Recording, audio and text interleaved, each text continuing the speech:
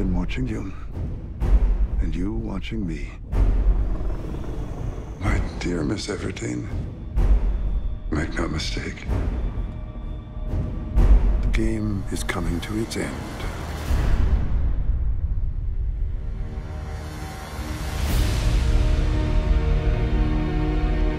It's a fantastic story, but it's also a very important story to tell about how powerful just one voice can be. It's really incredible to see it develop from a girl who's fighting to survive in her world to become this symbol for this huge uprising. The importance of this sequence of films is to reach out to young people and embed in them the information that change is essential, but also possible. You feel the history that these characters have built up. It's a very exciting, emotional journey. It's great storytelling, and it is always honorable. It pulls that off because it is so rooted in Katniss's point of view.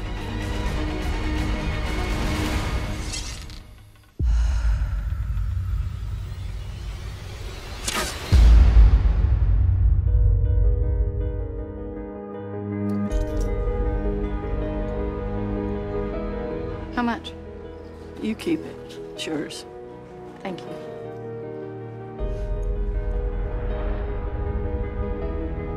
Katniss has the world placed on her shoulders, and she just becomes this futuristic Joan of Arc. Prim! I volunteer! I volunteer as tribute. She's an ordinary girl, and out of a good heart and doing what she believes in, she allows people to have strength for the first time in a long time. Since the last games, something's different. I can see it. What can you see? Hope. Katniss is doing all of this for not only her family, but for all the other families that have had to suffer through the things that the Capitol have put them through. So for one girl to change the world that way is so incredible. She's become a beacon of hope for the rebellion. She has to be eliminated. They'll follow her. She's the face of this rebellion. All the other districts respect her because she is fighting for what she believes is right. Both her and Peter, the people that surround them as well, they're making people realize that it's possible to change this world. You fight, Katniss? You here to fight with us? I am. I will.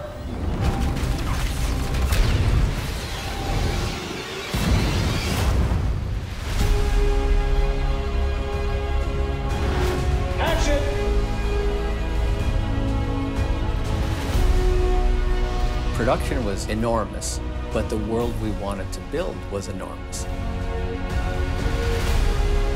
I feel like our practical locations give the movies a sense of scope and place and a groundedness.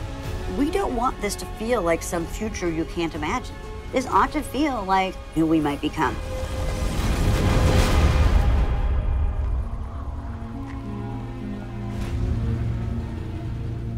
The sets of the movie are remarkable. They're better than you could have imagined in the books. In District 12, we found these far-out places, really dilapidated, war-torn, and run down, and they were locations that hadn't been really shot before. We ended up finding an abandoned mill town. There were about 35 almost identical turn-of-the-century factory homes for the workers that lived on premises, and it was absolutely perfect.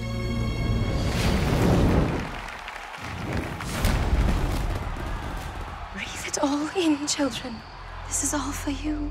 The Capitol sets are unbelievable. I've never seen anything like it. I do feel like I'm just in a wonderland. Besides the opulence and the vastness and the scale, there wasn't a lot of specific description of the Capitol in the books. Found these buildings from the 1936 World's Fair, these kind of temples to industry. The Capitol is the ultimate in power and control. We have never seen anything like this. And we will never see anything like it again. To go from the beginning of the Hunger Games, this intimate rural setting, through Catching Fire, and now into what becomes the Mockingjay, just huge in scale. Those are the elements that are going to be quite thrilling for audiences.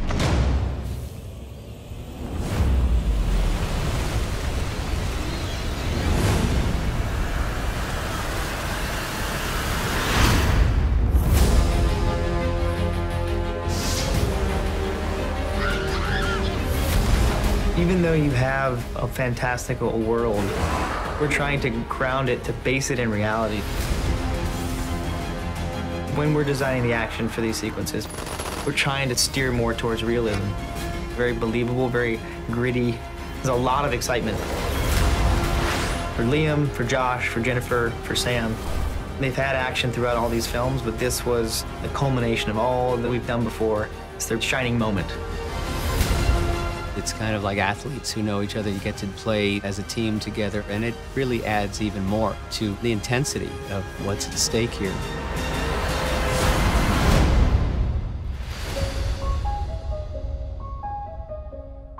Let's go show them what real beauty looks like. The costumes and the clothes are absolutely brilliant.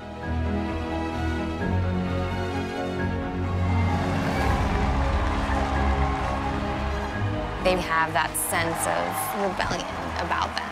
I mean, we just had so much fun with that playful, imaginative quality. Some incredible, incredible pieces. Like, can I keep this? It's so cool and so amazing. When we finally got our look down, we really wanted to have something that was like very avant-garde makeup that nobody would ever really wear in real life. It was just wild and fabulous. I love that!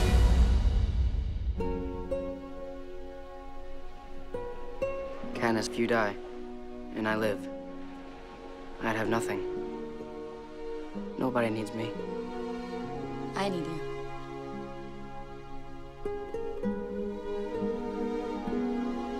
Being a part of this has been incredible. We created a family, and every single person was a part of that. Together? Together. It's been such an incredible chapter in my life, filming these movies. So the fact that anyone could be touched by them is amazing. Jen is amazingly talented, one of my best friends. We experienced a lot of very pivotal points in both of our lives together. Along with Josh, we kind of have a bond that a lot of people can't relate to because of just the things we've been through together. Jennifer's lovely and intelligent and interested, but also is in touch with Katniss's emotional life in a way that is palpable. She really is the heroine you want to watch.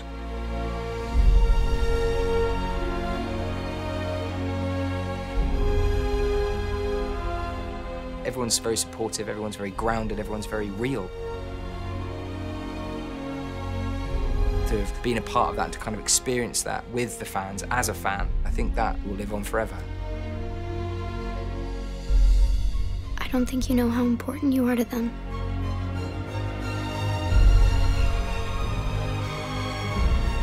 I think it's the funnest set I've ever been on. It's like old friends who are really familiar with each other. Francis Lawrence is the perfect director because he's a visionary. He's incredibly creative. To be able to wrap up these stories cinematically was really exciting for me.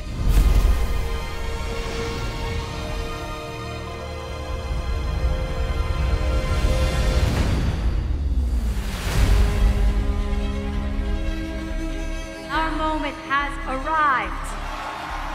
President Coin and Katniss's relationship is very complicated because Katniss knows that she should trust President Coin, but she doesn't. And President Coin can see how important Katniss is to leading this rebellion. Snow loves her character. He loves her spirit, but he doesn't want her to succeed. And make no mistake of that. Miss Everdeen, prepare to pay the ultimate price. You see this transition where Katniss feels like she's playing a role, and slowly, almost without her realizing, she becomes the embodiment of what she's playing. The forward energy of this rebellion starts building in size. Katniss is that beacon of hope. Fire is catching, and if we burn, You burn with us! In Mockingjay 2, this much bigger responsibility starts presenting itself. And this is the first time where we really see her start to be a leader. Snow has to pay for what he's done, and I can't make another speech about it. You actually see Katniss and the rebels for the first time together in this concerted effort to fight against the Capitol. We got one shot. Let's make it count. This is the movie where all the ideas that have been building up come to a head. It's epic. There's a lot of action. It's very emotional. People really will feel the full history of these movies.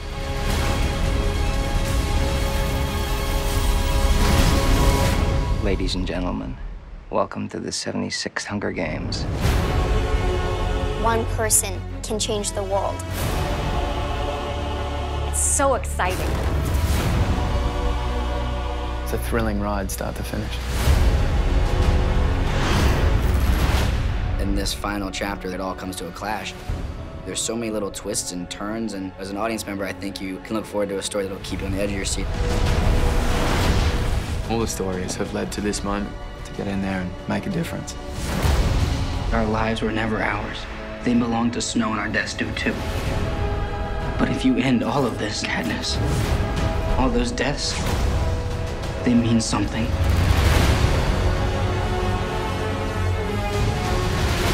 In this movie, Katniss is taking on the responsibility for a much bigger purpose. We have a chance of changing the future.